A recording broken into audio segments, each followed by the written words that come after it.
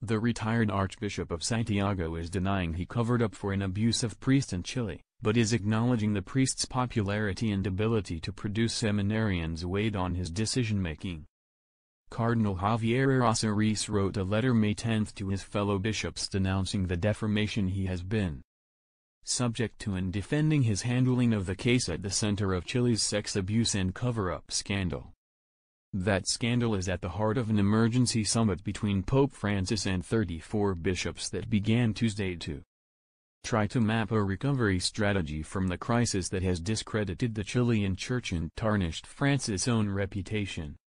The Vatican said that during the first session Tuesday, Francis handed the bishops a list of themes that they were to pray about until they meet again Wednesday afternoon, using the time in between exclusively for meditation and prayer. In Errázuriz' letter, obtained by the Associated Press, the emeritus archbishop insisted that he was only following church law and waiting so long to launch an investigation into the Reverend Fernando Caradima. Only in 2009, some 5 years after he received the first complaint, did he start the process. Errázuriz wrote that it had been difficult to reach the Vatican-required standard of being convinced that the accusations were at least likely, given Caradima's popularity. Errázuriz has previously admitted he didn't believe the victims initially, and has subsequently called one of them a liar and serpent. They were accusing a priest with a great pastoral calling, whose preaching enriched more than 30 young people who were ordained priests and 4 priests who were consecrated bishops. Errázuriz wrote. They also accused a priest who inspired a youth association that propagated his fame. While sex abuse victims have long accused the Vatican and Catholic hierarchy of protecting predator priests, especially those who attract new vocations and donations, it's rare for a bishop to freely admit that such considerations weighed on whether or not to believe an allegation. Victims have accused Errázuriz of covering up their claims to protect Caradima, a darling of conservative Chilean Catholics whose ability to produce vocations endeared him to the church hierarchy. The victims repeated their accusations earlier this month at the end of a 4-day visit with Francis, who has done an about-face on the Chilean scandal after initially discrediting the victims. In addition to the delay in starting an investigation, the survivors point to a letter Errázuriz wrote in 2006, well after receiving the first allegations, in which the Archbishop reassured Caradima he wasn't being punished by agreeing to leave his parish.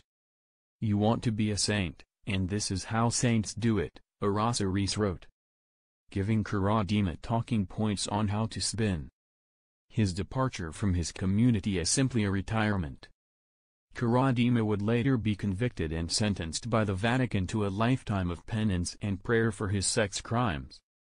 Another document published in Chile's The Clinic news portal includes minutes from a May 31, 2010 meeting showing how Errázuriz and 4 Caradima-trained bishops plotted to limit the reputational damage from the accusations.